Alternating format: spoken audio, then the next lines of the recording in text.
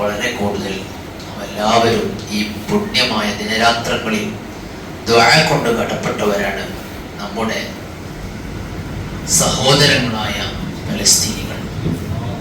എല്ലാ സന്ദർഭങ്ങളിലും എല്ലാ 5 വക്ത് ദുആകളിലും ദുആക്ക് ഉത്തരം കിട്ടുന്ന നമ്മുടെ പുണ്യമാക്കപ്പെട്ട സർവ്വരാത്രികളിലും നാം അവരെ മറന്നുപോകരുത്. പ്രത്യേകമായി നാം ദുആ ചെയ്തുകൊണ്ടിരിക്കണം. അല്ലാഹു അവർക്ക് വലിയ സമാധാനം നൽകി അനുഗ്രഹിക്കട്ടെ. വലിയ സന്തോഷത്തിന്റെ അവസ്ഥയിലേക്ക് അല്ലാഹു അവരെ തിരിച്ചെത്തിക്കട്ടെ. ഏറ്റവും കൂടുതൽ മുസ്ലിമീങ്ങൾക്ക് ശത്രുവായി ലോകത്താരാണുള്ളത്? വിശുദ്ധമായ ഖുർആൻ അതിന് മറുപടി പറയുന്നുണ്ട്. ലതജിദന്ന അശദ്ദന്നാസി അദാവതൻ ലില്ലദീന ആമനു അൽയഹൂദ്. വിശുദ്ധമായ ഖുർആൻ പ്രയോഗിച്ച ആ ഭാഷ, അറബി വ്യാകരണങ്ങളും അതിന്റെ സാഹിത്യ ശൈലികളൊക്കെ അറിയുന്ന ആളുകൾക്ക് അതിന്റെ ഗൗരവം ശരിക്കും ബോധ്യമാകും. ലതജിദന്ന അശദ്ദന്നാസി അദാവതൻ. ജനങ്ങളുടെ കൂട്ടത്തിൽ ഏറ്റവും കൂടുതൽ മുഅ്മിനീങ്ങളോട് വിരോധവും ശത്രുതയും പുലർത്തുന്നവരായി നിങ്ങൾ എത്തിക്കും ആരെ? അൽയഹൂദ, ജൂതന്മാരെ. ഖുർആൻ അക്കമിട്ടു കാലങ്ങൾക്ക് മുമ്പ് നബി സല്ലല്ലാഹു അലൈഹി വസല്ലമ തങ്ങൾ നമുക്ക് പറഞ്ഞു തന്ന കാര്യമാണ്. ജൂതന്മാരോടും ഇസ്ലാമിനും മുസ്ലിമീങ്ങൾക്കും ശത്രുക്കളായി ലോകത്ത് മറ്റൊരു വിഭാഗം ഇല്ലേയില്ല. പഴയ കാലത്തും പുതിയ കാലത്തും അങ്ങനെ തന്നെയാണ്. അതിന്റെ ബാക്കി പത്രങ്ങളാണ് നാം ഇപ്പോഴും കണ്ടുകൊണ്ടിരിക്കുന്നത്. അല്ലാഹു സർവശത്രുക്കളുടെ കരങ്ങളിൽ നിന്നും ഈ ഉമ്മത്തിനെയും ഈ മതത്തെയും ഇതിന്റെ വക്താക്കളെയും അല്ലാഹു കാത്തുരക്ഷിക്കുമാറാകട്ടെ. പഴയ കാലത്ത് തന്നെ അവർ ശത്രുക്കളാണ്. ഇന്നും നോക്ക് നിങ്ങൾ, നമ്മുടെ മലപ്പുറം ജില്ല, ഈ ജില്ലയുടെ ഒരു വിസ്തൃതി പോലും പറയത്തക്ക രീതിയിൽ ഇല്ലാത്തൊരു നാട് മാത്രമാണ് പലസ്തീൻ എന്നുള്ളത്. ഈ ഒരു നാടിനെ നാമാവശേഷമാക്കാൻ വേണ്ടിയിട്ടാണ് എത്ര കാലമായി അവർ അതിനു വേണ്ടി പണിയെടുത്തുകൊണ്ടിരിക്കുന്നു. എല്ലാ സന്നാഹങ്ങളും സർവവിധ എല്ലാ സഹായങ്ങളും അവർക്ക് ലഭ്യമാക്കാൻ വേണ്ടി ലോകത്തെ വൻകിട രാഷ്ട്രങ്ങളാണ് അവർക്ക് എല്ലാ ഒത്താശകളും ചെയ്തുകൊണ്ടിരിക്കുന്നത്.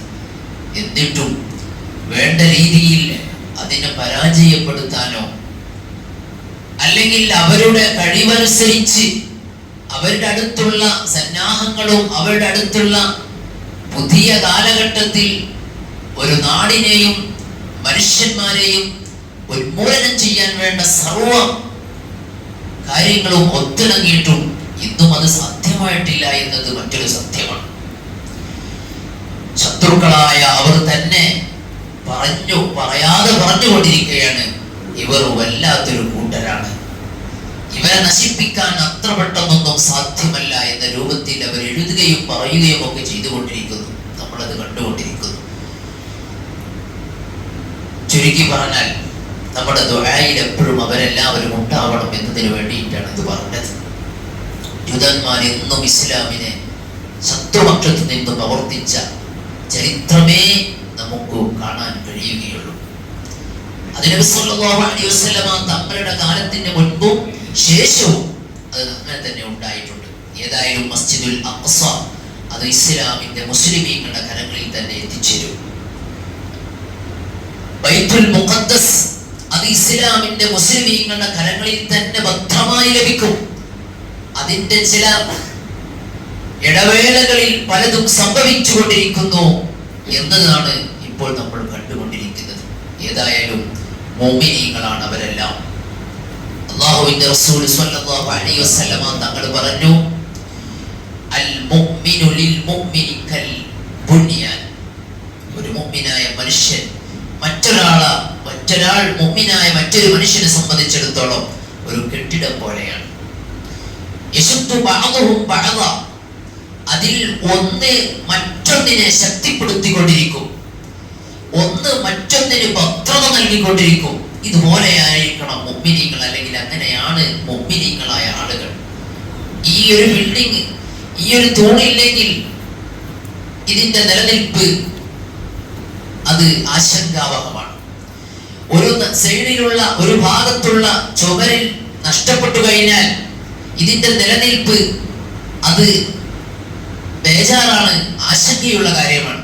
എന്നതുപോലെ മുഅ്മിനീങ്ങൾ പരസ്പരം മറ്റുള്ള ഓരോരുത്തർക്കും ശക്തി നൽകുന്ന ഒരു വലിയ വ്യൂഹമാണ് എന്ന് നബി സല്ലല്ലാഹു അലൈഹി വസല്ലം തങ്ങൾ പറഞ്ഞു. അതായത് ഏതൊരു മുഅ്മിന് വിഷമമുണ്ടാകുന്ന കാര്യം നമ്മൾ അറിഞ്ഞാലും കേട്ടാലും അത് നമ്മുടെ കൂടി വിഷമവും നമ്മുടെ കൂടി പ്രയാസവുമായി കാണാൻ ഈമാൻ ഉള്ളവരും സാധിക്കും. ആ നിലക്ക് അത് അവനോട് പെരുമാറും. അതാണ് ഈ സമയത്ത് നമുക്ക് ചെയ്യാൻ കഴിയുക.